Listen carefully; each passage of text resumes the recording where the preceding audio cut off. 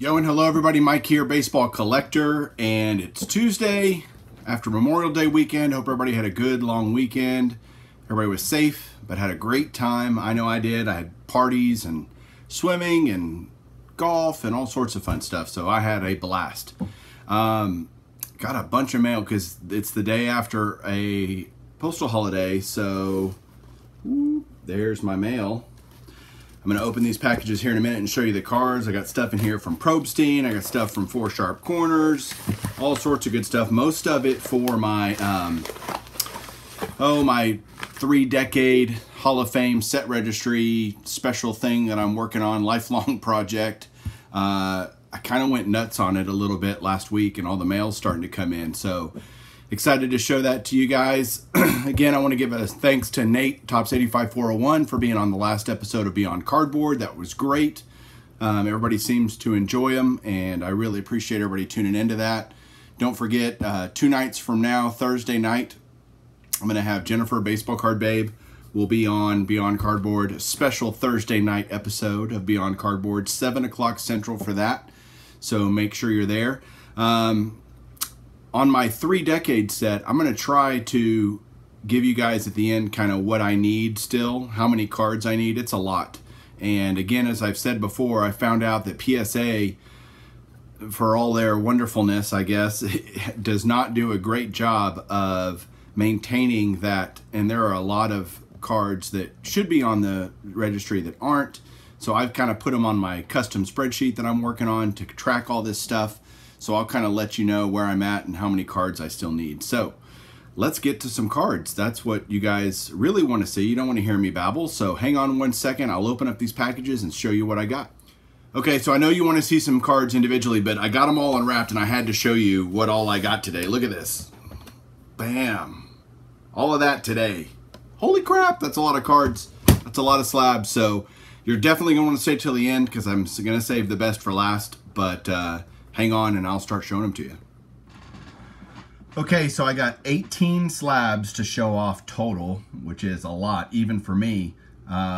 17 of them are for my 3-decade Topps Hall of Fame set registry. Before this, I needed 1,271 cards to complete the set, or whatever, the run. And after this, I need 1,254. First up here is a 1989 Topps Barry Larkin. If I can get these late 80s cards, these junk wax era cards, in a 9 or a 10, that's fine with me. I found these on Four Sharp Corners and had to get to $100 to get free shipping, so started peeling these off. Here's a Larkin 89. There is a Ryan Sandberg in a Gem Mint 10. I may have said PSA 9 on the Larkin, but it's a Gem Mint 10. Gem Mint 10 on the Sandberg. A Gem Mint 10 on George Brett. Moving on to 87 Topps, which is always one of those fun years. And you'll see a theme here because I kind of am just kind of looking for players, and if I find a certain player, I buy them. So Steve Carlton is the man today. I got like 4, 5, 6 Steve Carltons today. This is an 87 Topps and a Gem Mint 10. Here is a Kirby Puckett in a Mint 9. 87 Topps. Here's an 83 Topps Victory Leaders with Lamar Hoyt and Steve Carlton. So any card that is a league leader card or a manager card or whatever are going to be included. I'm including them. So there's an 83 Topps Steve Carlton and a Gem Mint 10. And the next one is kind of cool. This guy, I got 2 Gaylord Perrys from this guy. The first one here is a 79 Topps and a Near Mint 8. And what he sent was really cool.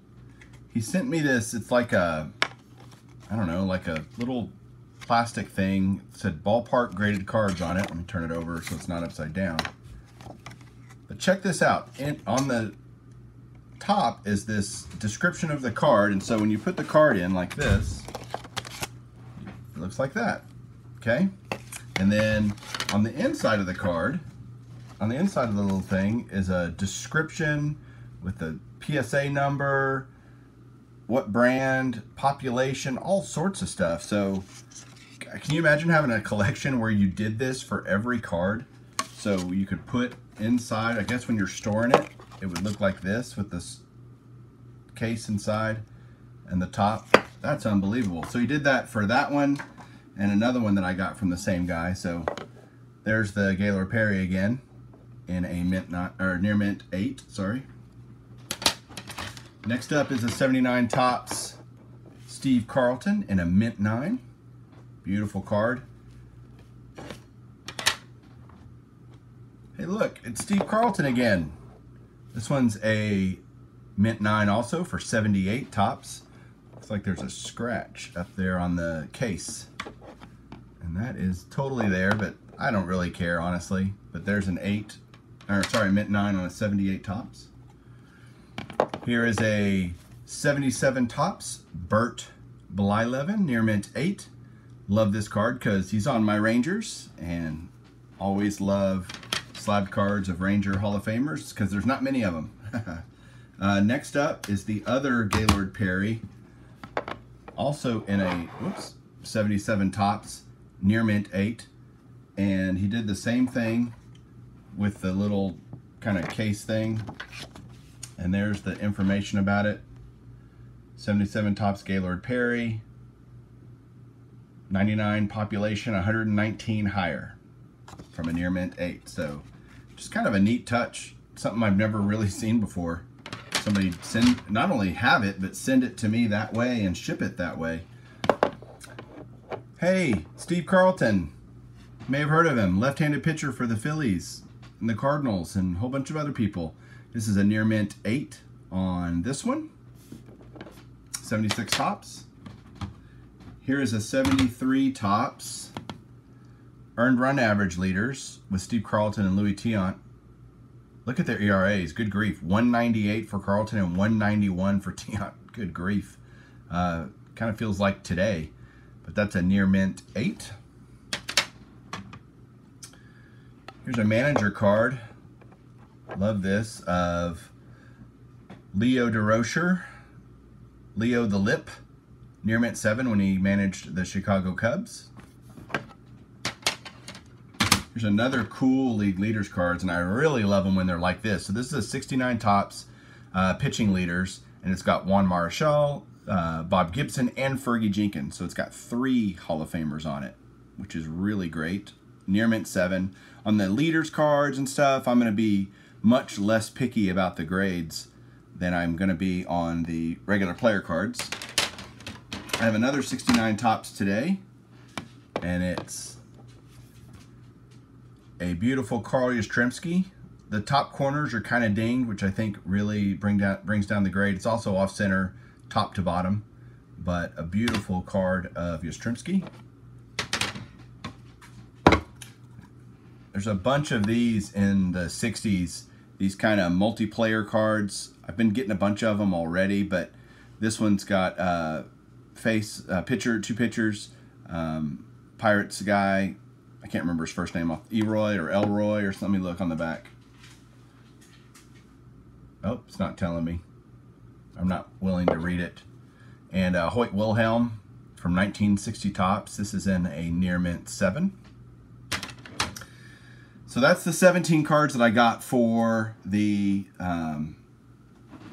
triple decade set. And I know a lot of you think that Ray from Philly was the guy that really kind of launched collecting the top 300 cards by Mike Payne. But I'm here to tell you that he is not the first. In fact, my collection of the top 300 inspired him. And since I've been doing YouTube, most of you guys don't maybe even know that I do that set and that I collect that set. My problem is that I'm so far along that I am having a difficult time obtaining cards because the ones that I need are so crazy expensive, and it's rare that I'm able to find a card that I need. But I was last week, and it was awesome. Probstein was selling 2 of these, and I got one that was graded, one was raw, and I'm going to show it to you, and then I'll tell you about it.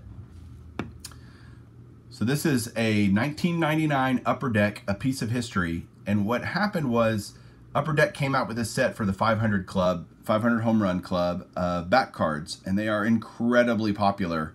And this is the one for Jimmy Fox. The Babe Ruth is also in the top 300 set for this same set. It is incredibly expensive compared to this one, although this one isn't cheap. It's pretty pricey in and of itself. Well, he had it was a 9.5, and there was a raw one, and I chose this one because I thought, man, it's already graded, and although it needs to be in a PSA holder to be counted for the registry, it doesn't for Mike to count it for his collection. And so I'm debating whether or not to keep it in this Beckett slab or to send it off, you know, crack it, or send it off maybe to Nolan, Elite Co 3. He's an expert cracker.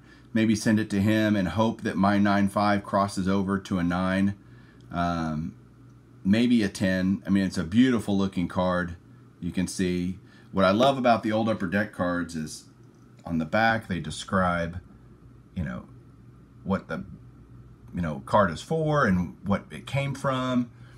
So this is actually my 213th card for the top 300. So I'm well on my way there, and really just need a lot. There's a lot of tobacco cards that I need, and a lot of, you know, Mantle rookies and Maze rookies and all that kind of stuff. So I'm kind of getting down to the nitty gritty, but happy to add my 213th card for the top 300 set. And there you go. That's my massive mail day. Thank you guys for watching. I hope everybody has a great rest of the week, and I'll see you guys Thursday night for Beyond Cardboard. Keep collecting.